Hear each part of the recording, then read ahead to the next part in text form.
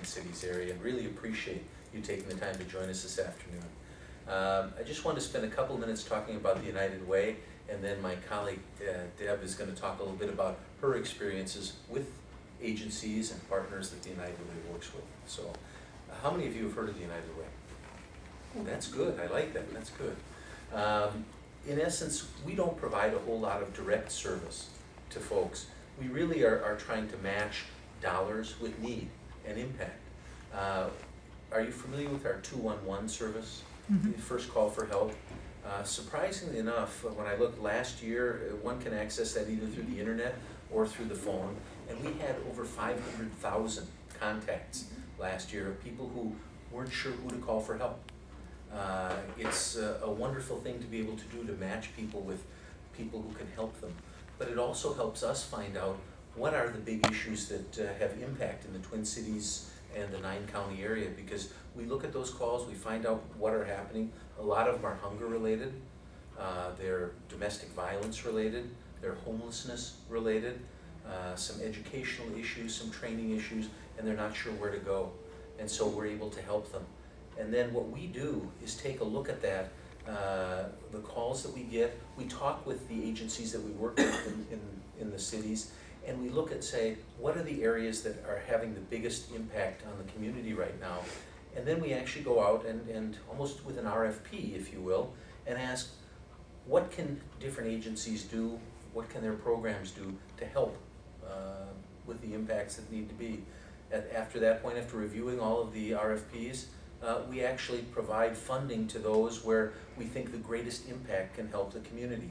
The purpose of the United Way is to try to help individuals and families find ways out of poverty through, as you probably know better than many, getting jobs that will help them support their families, having enough food to support their families. Welcome, hello. Sorry. That's okay. And so we spend our time trying to raise money in the community, and then trying to get it to the places where you can have the maximum impact. The United Way this year has 4 basic goals, and they're different than they have been in the past. The first and most important goal that we have is to try to engage about 100,000 volunteers in 2015. We're a little over 60,000 so far, and we think we're going to make it with some of the things that we've got going on, but really trying to engage volunteerism in the communities. Number 2 is to try to increase participation in the campaigns by about 5%. Participation helps drive a whole number of things. Number 3 is to try to find 20,000 new donors if we can. Hopefully 1 or 2 of them can be here. And number 4 is to try to raise 80 million or so along the way. And I just want to make sure that if you take nothing away from me in terms of messaging, the one I want you to take away is thank you for what you've done so far. Over the last 5 years, you've donated over $35,000 to the United Way, and that's had a positive impact in our community. And I just want you to know that's noticed, it's appreciated. And so I just want to say thank you. That's really important. And I'm going to stop there because, quite frankly, the most interesting speaker is not me. Deb Sturdivant, who is joining me, she brings a unique blend of experiences from her role as a salesperson, a graphic designer, a business owner, a city council person, and has done extensive work in the nonprofit world. She's been speaking for over 20 years in front of wide varieties of audiences. Most recently, Deb joined the United Way as an impact speaker, sharing her story and the story of the United Way. She's a promoter at heart, so be careful what she's selling you. And she combines 2 of her passions, building relationships between people, businesses and organizations, and then together creating a positive and lasting change. Deb really speaks to the issues of hunger through her personal experience as both a volunteer and a recipient of local food shelf services. So with that, I'll turn things over to Deb. Well, good afternoon. Well, before we get started, I'm not crying or anything. I have the allergy thing going, so it's been an interesting couple of days. So we have new eye drops, maybe that'll change. So first of all, good afternoon. Appreciate you guys having us here. So how many of you remember that viral internet dress thing, you know, where it's the dress white and gold, or is it blue and black? So how many of you saw white and gold? How about blue and black? I know for me, it kind of, every time I looked at it, it was a little different. And I just found it really interesting that how much the same exact thing can look so different, and your perspective can be so different depending on where you stand or who you are or what you are at any given moment and such. And I just kind of got me reflecting about life in general, and I know for me, my perspective changed in a really big way when life was going along smoothly. I had 2 kids, house in the suburb, the cat, the dog, the veggie garden in the backyard, that type of thing. And I was also really active in the community. I had started National Night Out in my community, and I was also helping a program that helped single women become self-sufficient, and kind of promoting and getting the information out about them, but also helping them with fundraising, and then a variety of other organizations too. But then, all of a sudden, out of the blue, my husband lost his job. And I was like, wow. And here we were, 2 very young teens, and I had a thriving Tupperware business. Yeah, I was a Tupperware lady, but I could really push that plastic, and had a lot of fun with that. And it was great when the kids were young. But it wasn't enough to support our family. So we're sitting at the dining room table and kind of trying to figure out ways to tighten our already tight budget. I'm sure a lot of you have done that. And, going through the numbers and trying not to let the tears go, and just working through it, and it became really obvious the math was not going to work. And it was like all of a sudden, oh my gosh, we could lose the house. I mean, this is the house that we saved for, the house that we found that was just perfect for raising our daughters in, and it was just, our home. And so right then we decided we had to find a way to save the house. And so we swallowed our pride and decided we had to visit the food shelf. And that was a decision we never thought we would have to make. And I'll never forget the moment as we're driving up, my mind is just buzzing with memories of all the food drives that I had organized in the past. And here I am driving up to use their services. I mean, it was just kind of this thing in my head. It was just unreal. And also, I was, pretty active in the community, so, those volunteer for everything folks in town, those were all my friends. And it was a smaller suburb, and I was just terrified I was going to run into someone I knew. But we went through the door anyway, because we really didn't have any other options. Now, on the other side of that door, though, was Melissa, and she kind of calmed a lot of my fears. And she really did a nice job of leading us through the intake process and such. She explained that, a lot of the clients were just like us, working people that, lost a job, or there's illness in the family, or, all kinds of other different catastrophes and things, so people just like us. We also share with, I was just, the shame that we felt, because it's like there's so many other people out there in worse shape than we were, and we're kind of using up resources that should be for them. And she really reassured us that by us accepting the gift of help, we were allowing others to give the gift of help, and they were able to have that experience of really having an impact on somebody's life at a time that they were really struggling. So, with a little bit lighter heart, lighter spirit, we kind of dove into the process. So then not only did they help us feed our family, but they got us connected to energy assistance. They found warm winter coats for our daughters, because they grow so fast at that age. We didn't have dental insurance, so they found free dental exams for the girls. And then it was right around Christmas time, so we were able to participate in the holiday program there and go and choose gifts and other necessities and things for the girls ourselves and such. And besides all of that, they found a couple job leads for my husband, and then also some other resources to help him with his job search process. So these were all United Way agencies that helped us connect all of the dots for all of our needs at that time when we were just, losing it and it were in over our head. And it was so cool because they kept us from, reaching, the bottom of a pit that we could never get out of, and to keep that temporary. And that's one of the things that makes United Way different, is they get all the different organizations to work together to help people so that those temporary problems stay temporary. And that's one of our approaches for keeping people out of poverty and helping stabilize those situations. And so we've built a safety net all over the entire Metro County, county metro area to help people when those types of things happen, because it's the way like this stuff happens. And we encourage each organization to work in their area of specialty to kind of help stabilize those things. Now, in time, my husband found a job, and after working a lot of temporary things and part-time and such, and it was just so nice that it was a place that really used his knowledge and his skills and his passions and gifts and things. And all of a sudden I realized, how you get that lump in your throat when you're really nervous, sometimes when speaking in front of people? But I realized that lump in my throat had become my constant companion. And it had just always been there. But then as the paychecks started rolling in again, it's like I could finally breathe again and get back to normal. And such, and and what a different perspective to see these organizations working together to help us, and then also the perspective of being the recipient of all of that work and that volunteering and contributions of other people, and having been on the other side of doing all of that in the past. So it was really two different perspectives there for that. I'm happy to say, once we got through that, we were just so grateful and so appreciative and such. But life kind of stabilized and started growing in different directions. And for me, because I'd been so involved in the community, all of a sudden I kind of found myself on city council. And I'm not quite sure how I got there. It's not something I ever was really interested in.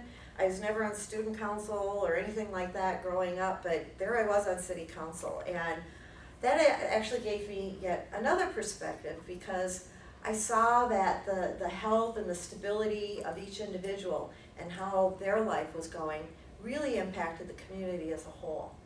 And so that was yet another perspective to see that. We've all seen the news stories where there's whole neighborhoods sometimes where, a business will shut down, and all of a sudden all these empty abandoned homes and things, and it just kind of spreads and such. So that was another perspective. And now I'm kind of growing in yet a different direction, and I'm kind of trying to integrate all my previous career into a new path in the nonprofit world. So to do that, I got an internship with Veep. And Veep is a food shelf partner with the United Way organization. And yes, I was the world's oldest intern. But there I learned yet another couple of perspectives. First of all, there's 8,500 people every day in the metro area that use the food shelves, and 3,500 of those are children. And that blew my mind. But then I was thinking back to something I knew from my city council days the other day, and Target Stadium holds about 1,900 people. So next time you're there for an event, kind of visualize that with your heart being half filled. And that's the number of people that day that access the food shelf. I mean, when you think of it that way, it just, makes your mind want to explode. So that was another perspective. The other I saw was that, again, the different organizations working together and stuff sometimes could really help people, but there's some people that there's just so many deep layers of long-term issues in their life that they really couldn't help people change the course of their life. It could just help temporarily. And that's another thing that makes United Way unique, is we really work hard to try to help people find those pathways out of poverty, long-term change to become self-sufficient things. And that's good not only for the individual, but again for the community. So for one family, that might look like job training for the parents, and possibly maybe some transportation vouchers because the car broke down, or they've got to be able to reliably get to the training. I'm sure you guys are all familiar with that, for it to be effective. And daycare for the kids during the training, and then eventually the job and things. And also some safe and stable housing for the families. A lot of times they've been moving a lot and getting kicked out of places and things because they're dealing with all these issues. And it's like if you can get some of these base things taken care of. And then for the older kids, after school activities that are really enriching, and the same with summer activities, because we all know that it's those life experiences really make a difference once they're out trying to find jobs and work with the rest of the world and things. For another individual, it might be access to healthcare. Maybe they've had some Nathan long-term. Brandt to the health office. Nathan Brandt to the health office. Some people have been dealing with chronic health conditions that really impact their ability to go out and interact in the world or to hold down a job and things. So getting access to healthcare and maybe learning some new. Matt Lex to the health office. Matt Lex to the health office. And maybe learning some new healthy lifestyle choices and ways to maybe change Andy things up a Taney little to the bit. E1 doors for your right, please. Andy Taney to the E1 doors for your right. Sorry, Talking it's, through that, yeah. sorry. That's all right, that's all right. I'll take So, it. you know, learning some new healthy habits and things. But for a lot of seniors, you know, we all know that staying in your home and being independent is better than getting in a nursing home. So maybe it's access to help with maintaining the house and maybe some housekeeping chores and things like that. And another thing we're finding, you know, that you always think of the food shelves and it's the canned and the dried things. Well, they're really working hard, you know, with all the research on health and things, of doing the fresh and frozen lean meats and the fresh produce and things. And when you do that over long term, again, can really change health over the long term. But sometimes the problems are just too big. And I'm talking about community-wide, society-wide problems like homelessness and the lack of affordable housing and equal education across the board for all children. And again, the access to the after-school programs, those types of things, and healthcare and whatnot. And nobody, and I mean nobody, can handle those big problems like United Way, because we have the connections and the resources to leverage against, and we can move nimbly when things come up, and to make those problems, you know, work on those and such.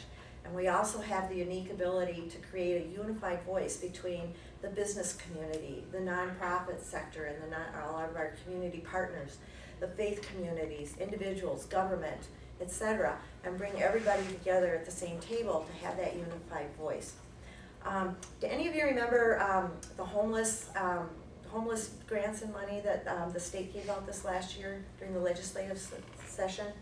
What had happened is United Way, by monitoring trends and then also listening to our agency partners, we're seeing that homelessness was really becoming a big problem. And we especially found out that it was youth homelessness was a really big part of it. And you know, a lot of youth, there's nasty things going on at home, so they leave and they're hopping beds amongst friends and couch surfing and things. And a lot of times they get taken advantage by people in some really nasty ways. And so we knew this homelessness was out there, so we were able to provide funding to the Wilder Foundation, and they did some really heavy-duty, deep research to show, okay, who is this affecting? And what are the impacts to their lives? What are some of the impacts to the community as a whole? And what are some potential ways of dealing with this? And where is it best to direct some money to actually conquer this and make it go away? And as you know, it ended up in unheard of funding from the state.